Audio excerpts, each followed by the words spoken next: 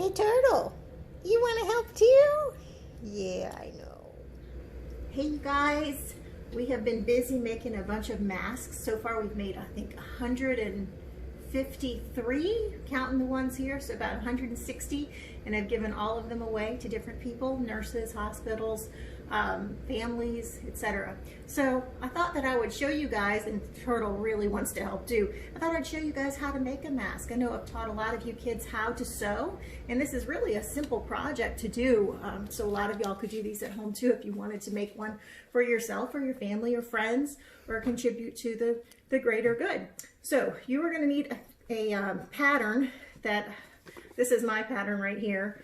There's two pieces, it's very simple. You've got your main fabric and your lining fabric, and I'll post the link to this underneath the video or on our Facebook page so you'll know.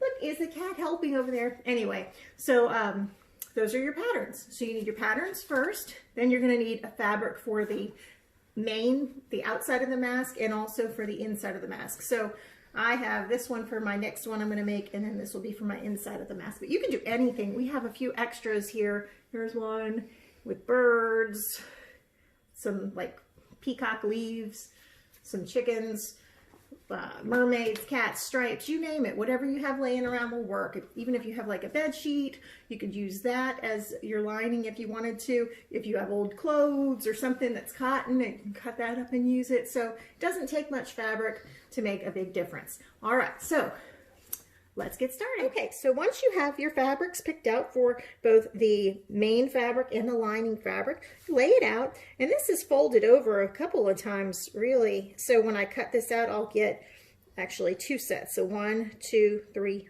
4. You're going to need 2 pieces of your main fabric and 2 pieces of your lining fabric. You'll line this up, and you want to cut smart. This is all folded kind of wonky, but it will work. I'm going to put it over here. That way I'll have enough room to get one probably here and here. So you want to save your fabric as best you can.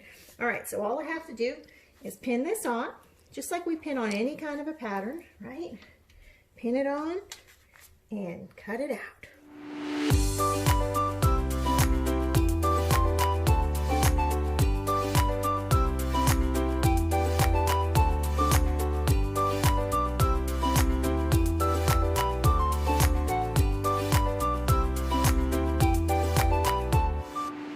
So now,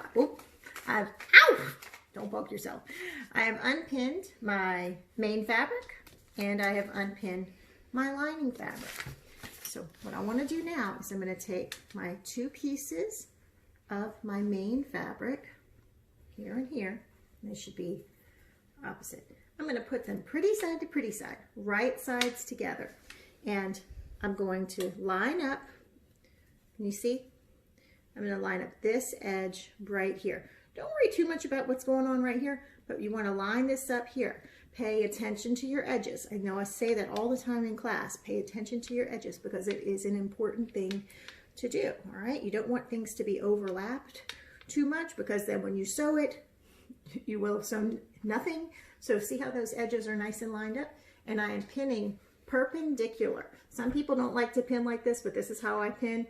Your needle will just jump right over. Every now and then, if you're sewing a lot of them especially, the needle will catch, but you should be okay. So pin it perpendicular. That means that the edge and the pin looks kind of like the letter T, if you think about it, okay? So I've got that one, and now I've got my lining here and here. Pretty sides together, and I'm going to pin perpendicular. Also, something else you want to think about, don't forget, when you're pinning this way, make sure that the plastic heads are towards the inside of the project, because if you don't, if you do it this way, your needle definitely can't jump over that plastic head, okay? Oop, I have so many bent pins right now. We've been sewing a lot lately. All right, so there, I have this and this, and we're ready to go to the machine. Okay, so my machine is threaded, just barely. I have enough to maybe do this example, and then I'll have to go again. Thread at the top, thread at the bottom, properly threaded, okay? If you don't know how to thread your machine, go to YouTube, and I'm sure you can find a way to do it. All right, so I'm going to use my presser foot as my guide for this. I want a fairly small seam allowance. Probably, I think that's what, about 1/4 of an inch. So my presser foot has a little bit of clear on it. See that? So I'm going to put my needle in the center here, okay? And then I'm going to use this little clear part where the clear meets the silver. That's going to be my guide. So I'm going to line this up here, and I'll drop my presser foot. This way I'm sewing fairly close to the edge, but not so close that it's going to come out later on, and not so deep that I have so much seam allowance that I have to clip and worry about one extra step. I'm saving myself a step. All right. Sometimes the machine gets a little bit wonky on this first one, but we're hoping that it's not going to do that. Oh, good. All right, so I'm following along right here in between. Now, if you have a different kind of machine, if you don't have this kind of presser foot, that's okay. You just want to basically have about 1/4 of an inch of a seam allowance. The seam allowance is the space between the stitching and the edge of the fabric. Just like anything, remember, pay attention to your edges. All right, I've got that. Now, I could take this out if I wanted to, and then I could start my next piece. Or if I wanted to make it much easier on me, or if you're doing a lot of them at the same time, don't take it out. Just leave it right there. Get this other one in position. You can lift your presser foot a little bit and kind of nudge it on under there, so you have a little bit of space between the two. I'm lining up that edge again, and I'm just going to keep going.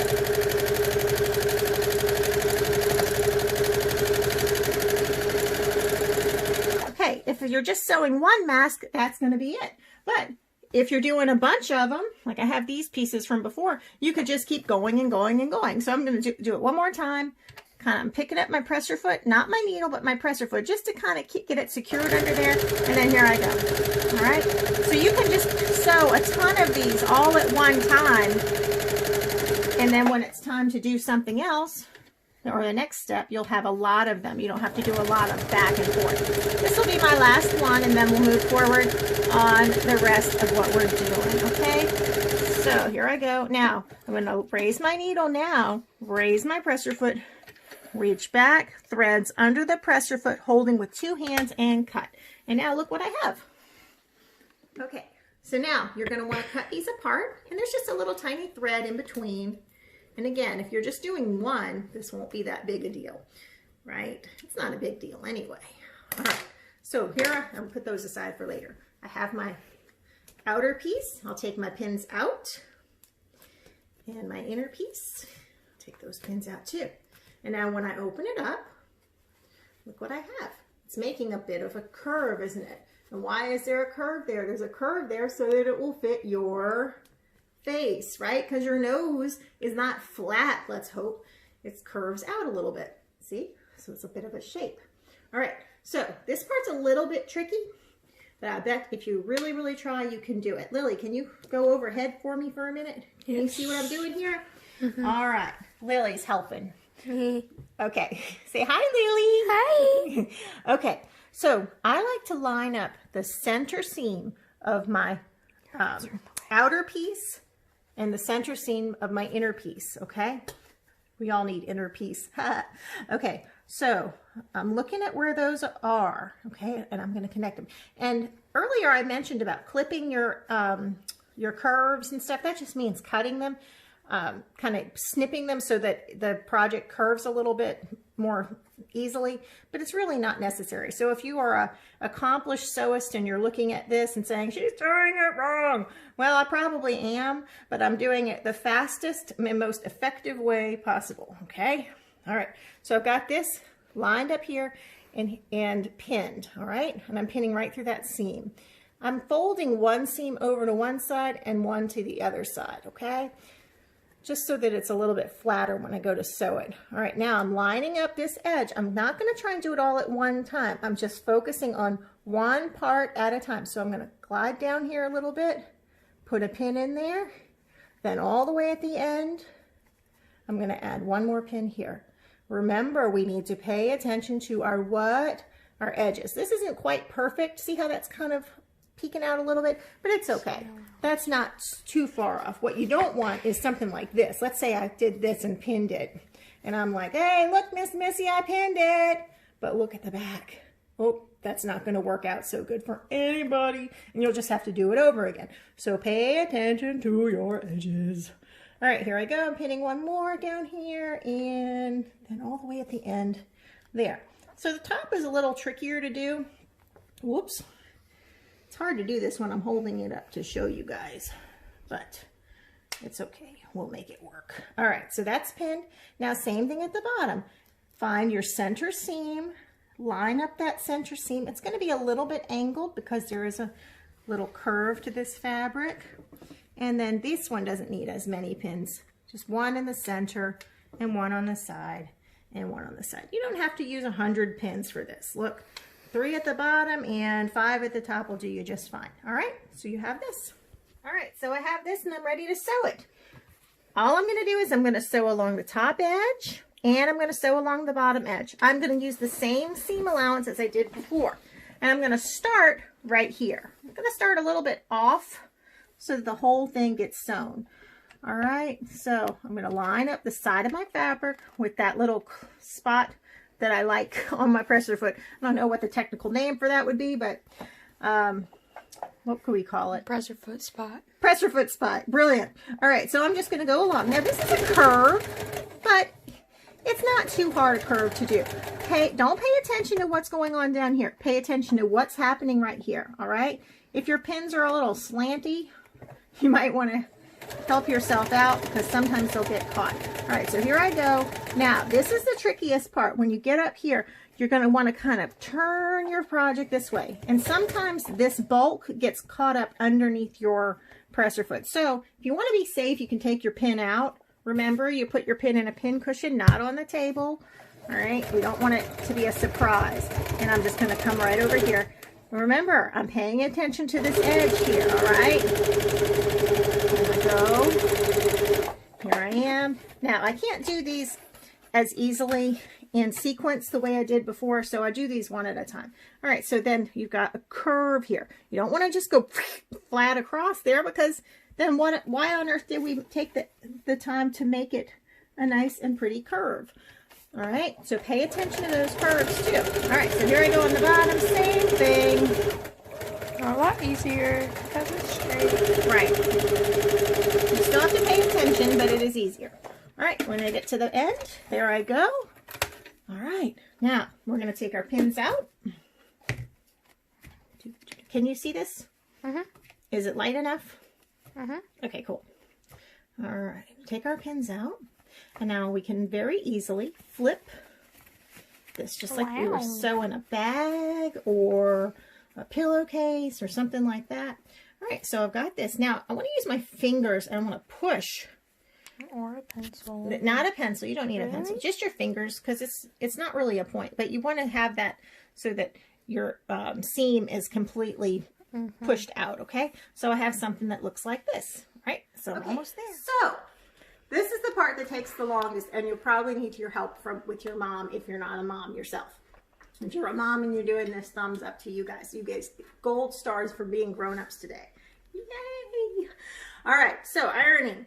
We flipped our mask inside out like this, but now we're going to need to press it so it stays nice. So Lily, can you show from above what's going on here? Sure. All right, so I'm doing the top here, and I've got this little edge that's folded down here.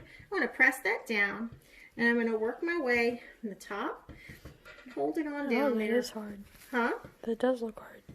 It's not really hard, it's just a pain to do. It takes time. This is the part that takes the longest. It's the pressing, but it's the part I think that makes the most difference, especially if you're not going to be doing top stitching, which I do not. I don't like the way they look with top stitching as much, and it's just an extra step that I don't feel is necessary. I don't know what top stitching is. Top stitching would be if you were going to go and sew along the very top of this, but we're making ours look a little bit kind of cleaner and, you know, a more classic and refined mask. So, and since it's pressed and it will be stitched down on the edges, it should work out just fine. All right, so I've got this part pressed in the top. Now, to make it extra good, I'm going to fold my mask like this, and I'll give it one more Good press. And this is a cotton fabric, so you're going to want to put your iron probably on the highest setting that it has, okay? Unless you have a super duper deluxe iron that has, I don't know, amazing, a lava setting or something. Okay, so I've got this. Look, it's starting to look like a mask. Now, I have to do, this is my second to last step. I'm going to fold down about 1/4 inch. This is about the same amount of seam allowance as we had. And then about 1/2 inch right here. All right. You don't want to go too little on these, because later on when you want to put your elastic or your ribbon or your cord or whatever it is you choose to use, you want to have it kind of big so that you don't have to fight with it too much. All right, so there I go again. Fold it over about 1/4 inch, about 1/2 inch. And if you want to use a ruler for that or a seam gauge, you can. And you can eyeball it. You could also use your fingernail if you wanted to and say, okay, from my nail to here is about that big. Okay, there we go. Or the top of your finger. It's up to you. All right. These don't have to be super duper exact to be effective. All right. All right. So I've got this and that. And now I'm ready to go. All right. So far my needle has been in the center of my presser foot here. But for this, since I want to sew close along this edge right here, I'm going to put my needle to the left, all right? All machines are different, but your machine should probably have some kind of setting that does that. And then I'm going to use, Lily, can you see this? Before I was using this spot right here. Well, today not today. It's the same day. It just doesn't feel like it. I'm going to use this spot right here. And that's what I'm going to line up this inside edge of this, well, what will become a casing. All right, so I'm going to push this presser foot down here. And then sometimes this gets caught up too. So if I have to fight with my machine a little bit, which I will, hang on 1 second. All right. So sometimes things get clogged up a little bit just because this is sort of thick. So if you have to fight with your machine, well, you're not really sewing if you're not fighting with your machine after all. See how this doesn't want to move on me, which is so much fun. Yay! All right. I'm going to just kind of jimmy him a little bit. All right, there it goes. There we go. All right. And so I'm paying attention to this little spot right here. And there I go. Boom. All right. So I've got that stitched. Beautiful. Beautiful.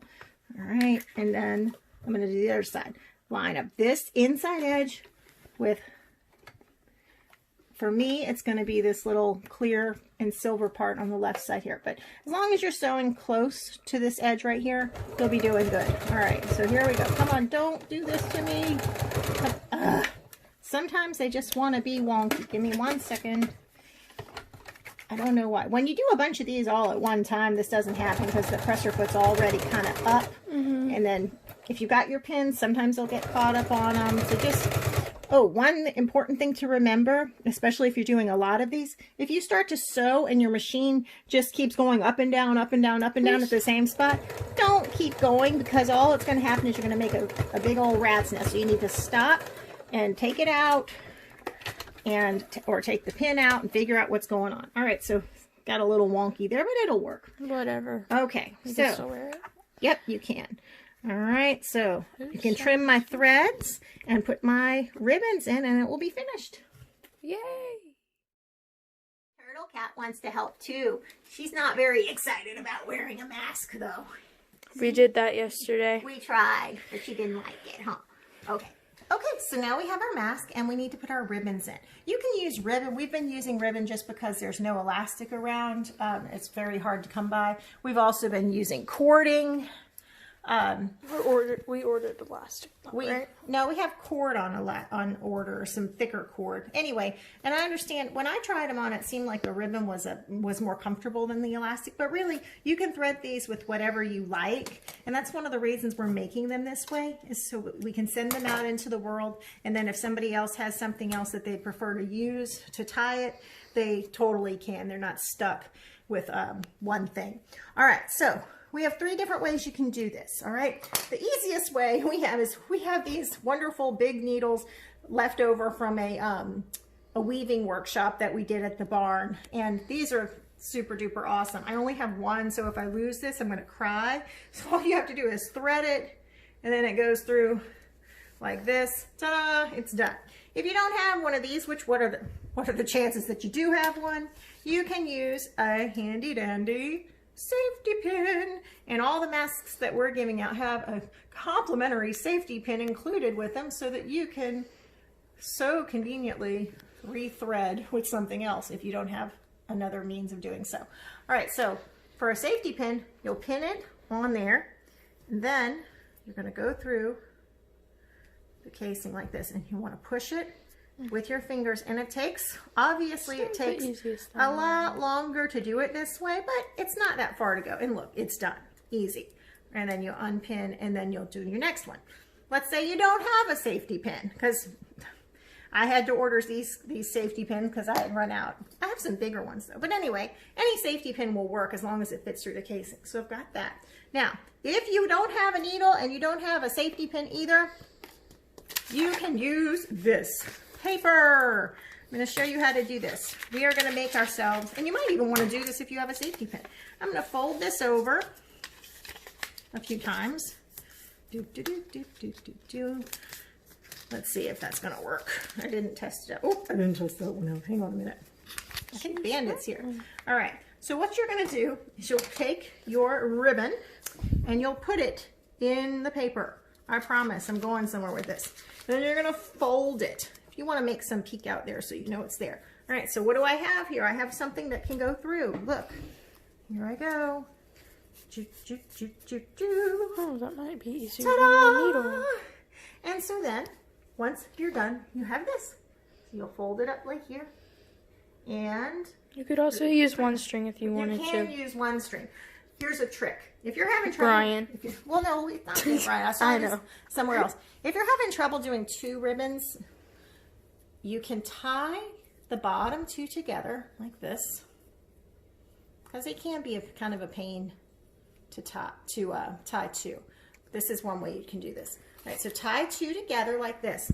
Then flip it like you're wearing a necklace. Now it's already tied behind my neck, right? So all I have to do is go up here and then tie around my head, which I'm not going to do right now, okay? But there you have your mask. Once you've made a mask for yourself, if you want to, you can make a mask for a stuffed animal. Look what we did. We made one for Bear. Look at, see, silly old Bear. His nose is too big. His nose is a little bit too big, but you know, it's just fun. Oh, Bear. Sorry.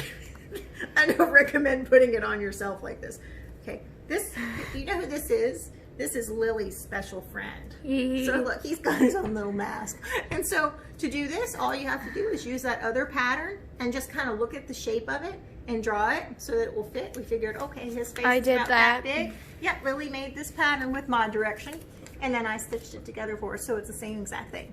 All right, y'all have a great day. I can't wait to see what you create. See you later.